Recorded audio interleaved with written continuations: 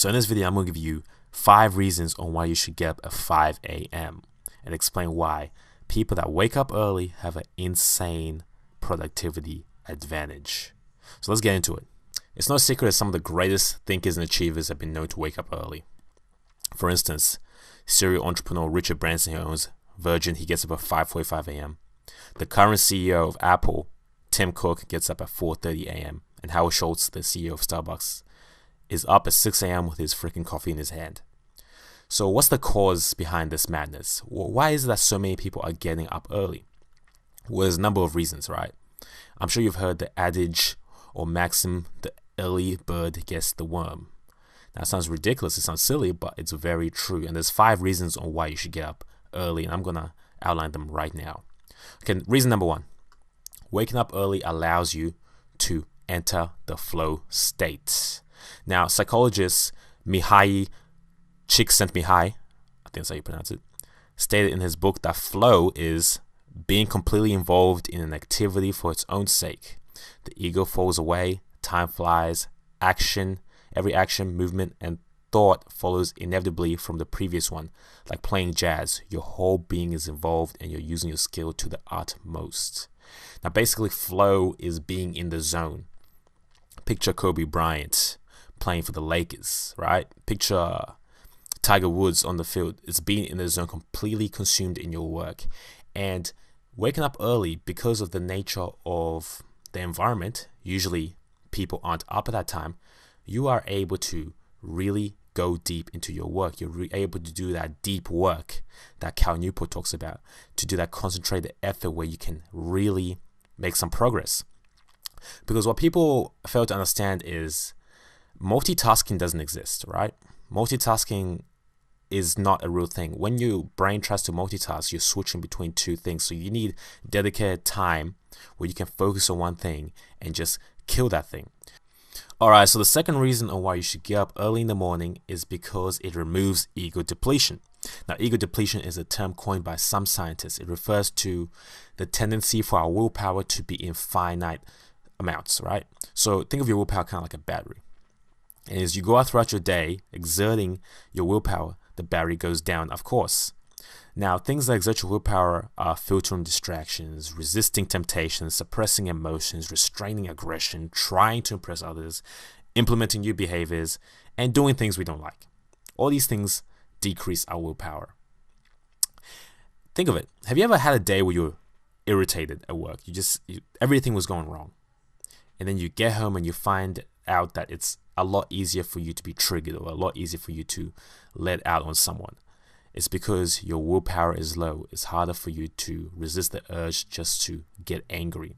Or if you've had a day where you did a lot of labor-intensive work for a couple of hours and you get home, the only thing you want to do is kick back and watch TV. You don't really necessarily want to do anything that involves willpower exertion.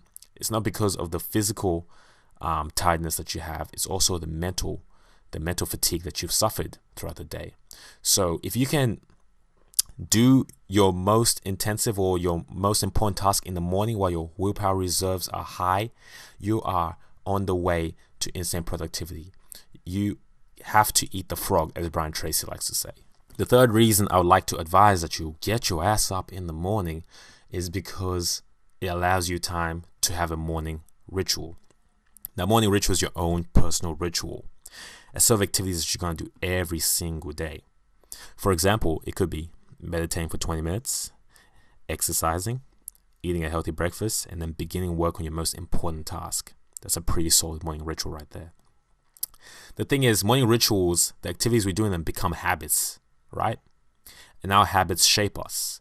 Once our habits become factors of our subconscious mind, once we no longer have to think about them, they're on autopilot and they shape us.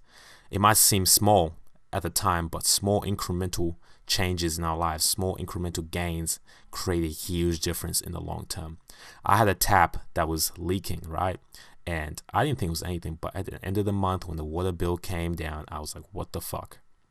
For example, if a plane is flying from Los Angeles, it's going to New York City, it's 1% off course.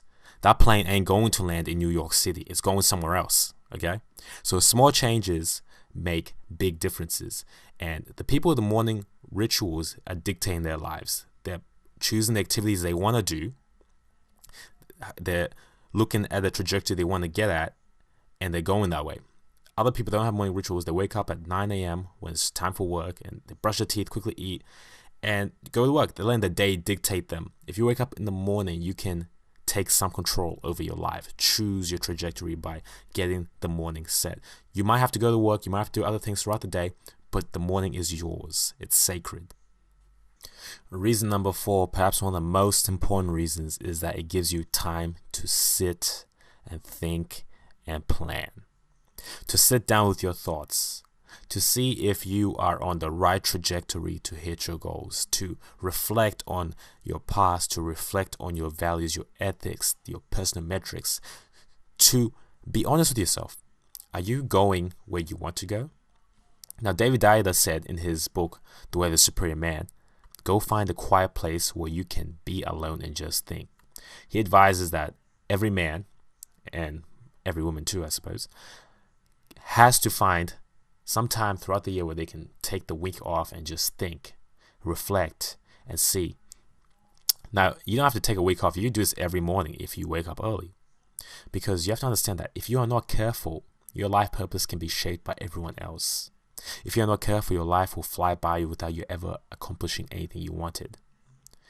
I remember Bronnie Ware, in the top 5 regrets of dying, said that one of the biggest regrets was people saying, I wish I had the courage to live life true to myself and not the life others expect of me. If you have time every morning to sit down with your thoughts and plan, you wouldn't live with these regrets. You'd be more calculating, more conscious, more aware of where your life is headed. You know when you're making mistakes. It's only when we don't have time to sit down and think and plan, when we are letting the day drag us left, right, and center, that we end up being somewhere where we never intended to be a couple years from now.